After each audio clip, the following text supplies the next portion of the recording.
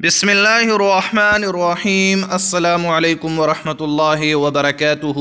پیارے ناظرین، آج کی اس ویڈیو میں ہم انشاءاللہ العزیز ایمان، جان، اہل و عیال اور مال کی حفاظت کے لیے مسنون دعا پڑھنا سیکھیں گے۔ تو آئیے میرے ساتھ ساتھ اس دعا کو دہرا لیجئے۔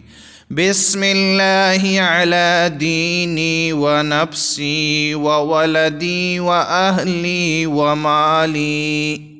ترجمہ: میں اللہ کے نام کے وسیلے سے اپنے دین، اپنی جان، اپنے اہل و عیال اور مال و دولت کی حفاظت چاہتا ہوں۔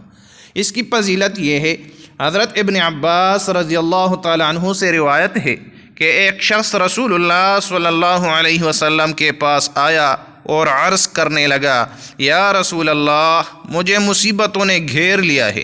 حضور صلی اللہ علیہ وسلم نے فرمایا، تم ان مذکورہ کلمات کو پڑھ لیا کرو، تمہیں کوئی نقصان نہیں پہنچے گا۔